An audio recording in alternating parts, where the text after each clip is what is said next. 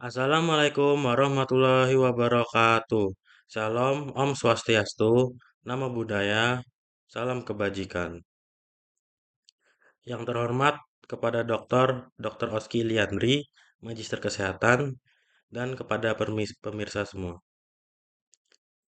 Saya izin memperkenalkan diri. Nama saya Muhammad Rafli Adi Chandra dengan NIM 24111111210011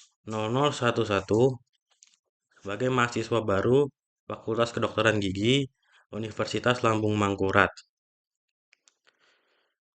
Baik, pada kesempatan kali ini saya akan menjelaskan mengenai materi tentang sistem reproduksi manusia. Oke, next.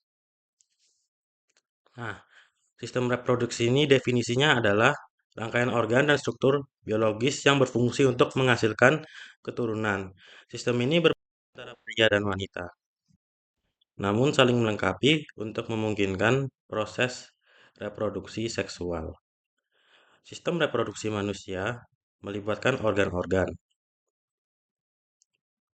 hormon, dan mekanisme fisiologis yang memungkinkan pembentukan sel kelamin atau biasa disebut gamet, pembuahan, dan perkembangan embrio saat hingga kelahiran. Oke. Nah, ini adalah sistem reproduksi laki-laki.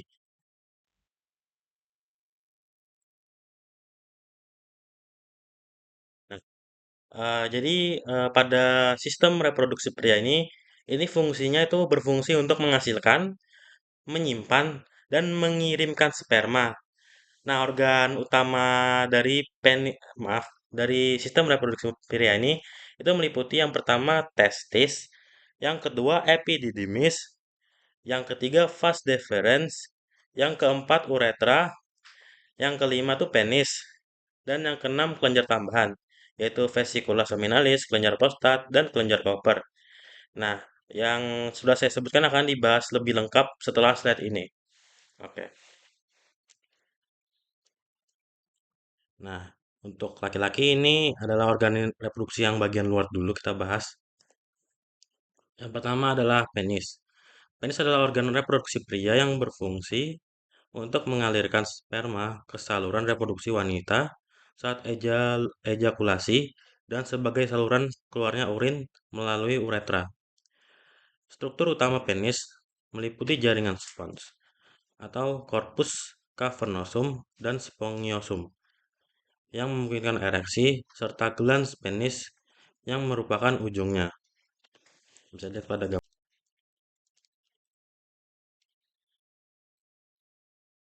Nah, penis ini juga memiliki beberapa struktur. Yang pertama tuh corpus cavernosum. Itu ini bagian utamanya. Nah, salah satu bagian utama ini dari ya, corpus cavernosum. Ini adalah juga jaringan spons yang terletak di sisi atas penis. Jaringan ini berisi banyak pembuluh darah yang dapat terisi darah untuk menyebabkan ereksi. Nah, yang kedua tuh spongiosum. Ini jaringan spons tunggal yang terletak di bagian bawah penis, mengelilingi uretra dan membentuk kepala penis atau gland penis. Nah, yang ketiga itu adalah glans penis. Ini adalah ujung penis yang sensitif. Bagian ini ditutupi oleh kulit tipis yang disebut preputium atau kulup yang dapat dihilangkan melalui prosedur sunat atau sirkumsisi. Oke. Kemudian yang terakhir itu dari struktur penis adalah uretra. Uretra ini saluran yang melewati penis untuk mengalirkan urin dan sperma keluar tubuh. Oke. Nah, fungsi dari penis ini ada berapa fungsinya?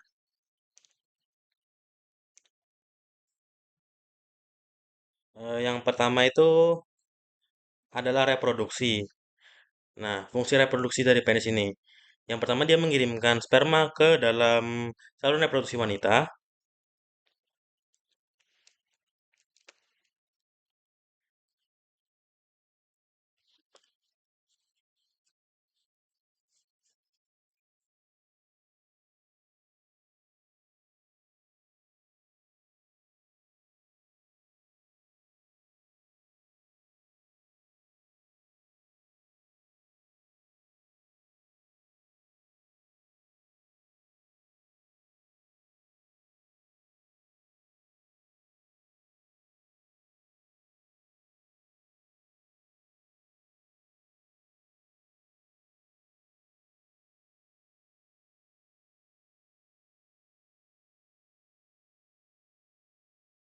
Nah, kemudian nih ada juga fungsi dari penis ini.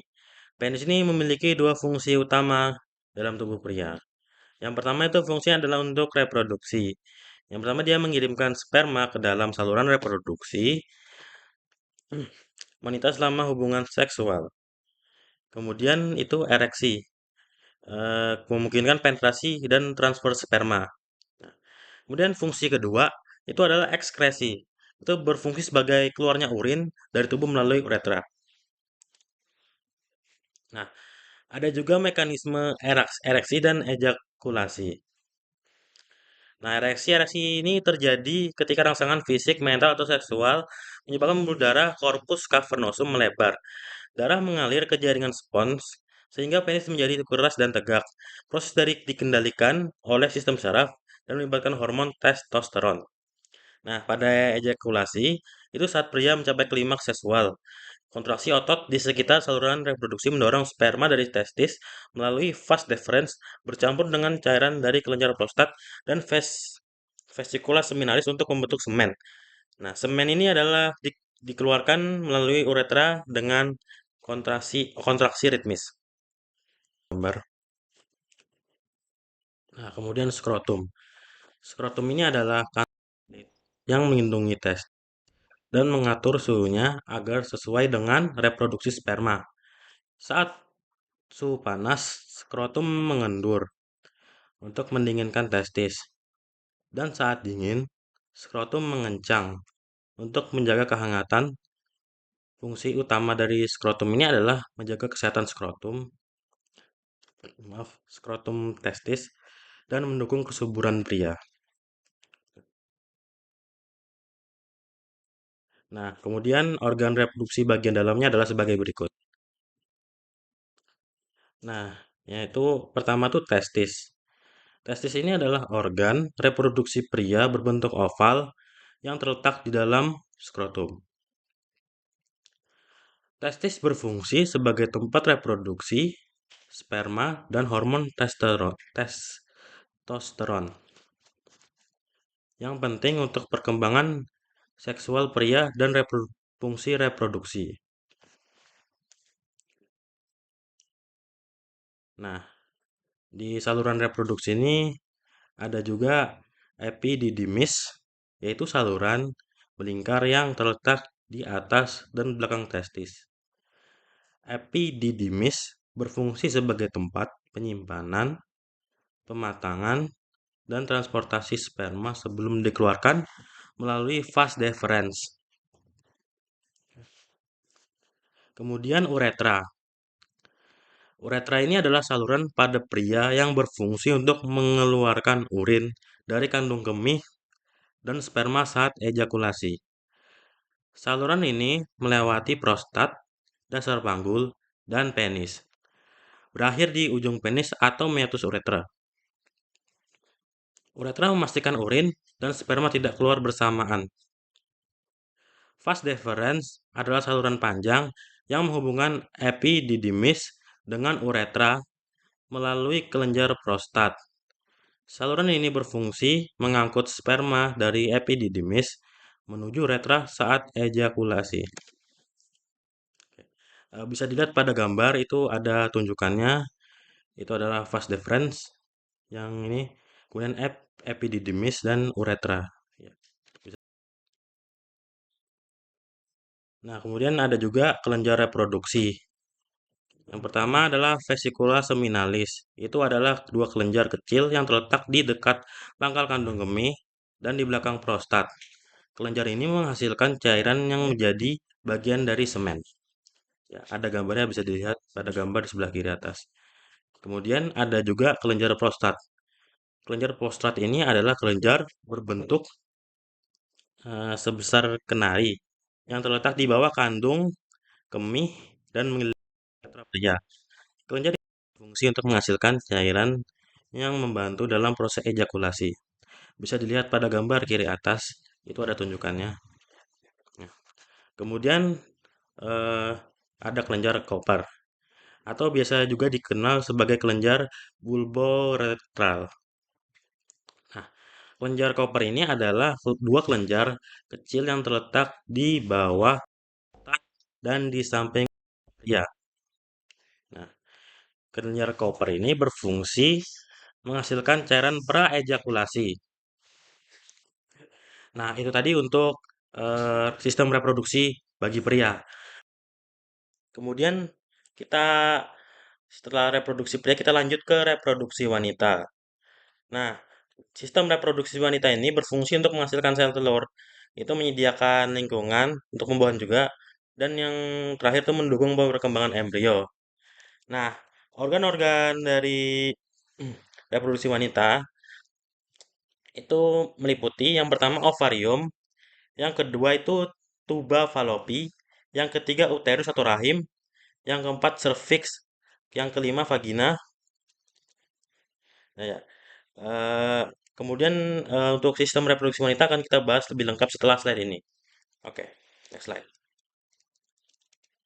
Ovarium ini adalah organ reproduksi wanita yang menghasilkan sel telur atau ovum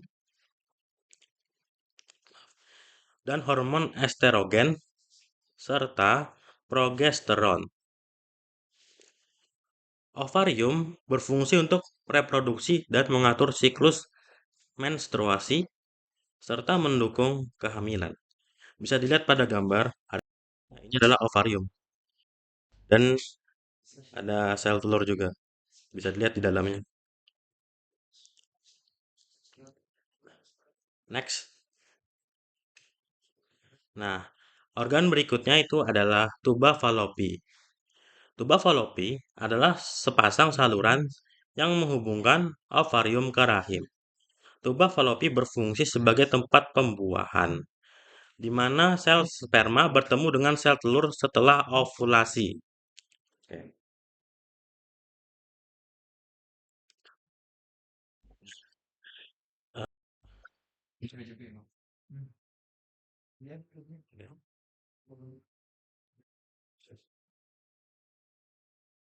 Nah, organ berikutnya itu adalah uterus atau rahim.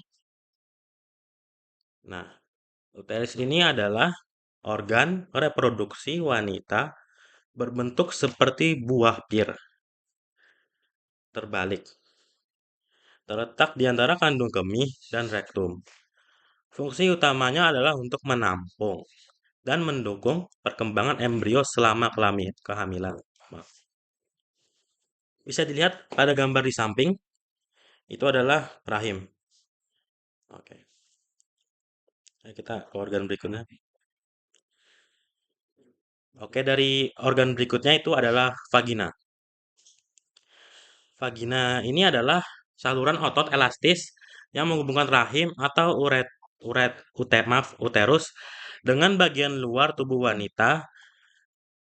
Nah, vagina berfungsi sebagai jalan lahir untuk bayi selama persalinan dan juga sebagai saluran untuk mengeluarkan darah menstruasi. Nah, kemudian yang terakhir ini adalah mengenai sistem reproduksi wanita atau bagi maupun perempuan juga ada namanya pubertas. Nah, pubertas ini pada laki-laki biasanya dimulai antara usia 9 hingga 14 tahun. Ya, dan berlangsung hingga usia 18 tahun selama pubertas. Tubuh tumbuh lebih tinggi, otot berkembang, suara menjadi lebih dalam, dan rambut tumbuh di wajah, ketiak, dan daerah kemaluan. Alat kelamin seperti penis dan testis juga ikut berkembang, dan kulit menjadi lebih berminyak. Terkadang menyebabkan jerawat juga. Semua perubahan ini dipengaruhi oleh peningkatan hormon testosteron. Nah, itu tadi pada laki-laki pubertasnya. Kemudian itu kita bahas pada perempuan. Nah, pada perempuan ini pubertasnya tuh dimulai lebih awal daripada laki-laki. Biasanya di antara usia 8 hingga 13 tahun. Nah, itu agak jauh perbedaannya. Jadi lebih awal. Nah, pubertas perempuan ini berlangsung hingga sekitar usia 16 tahun. Perubahan fisik pada perempuan termasuk perkembangan payudara, perubahan bentuk tubuh yang lebih berlekuk dengan pinggul yang membesar serta pertumbuhan rambut di ketiak dan daerah kemaluan. Salah satu tanda penting pubertas pada perempuan adalah dimulainya menstruasi yang menandakan kemampuan tubuh untuk hamil. Baik, dengan ini sampailah kita pada di akhir presentasi. Sekian dari saya. Terima kasih atas perhatiannya. Saya mohon maaf yang sebesar-besarnya apabila ada salah kata atau penyampaian dalam presentasi saya tadi yang tidak berkenan di hati. Baik, saya akhiri di sini. Terima kasih. Wassalamualaikum warahmatullahi wabarakatuh.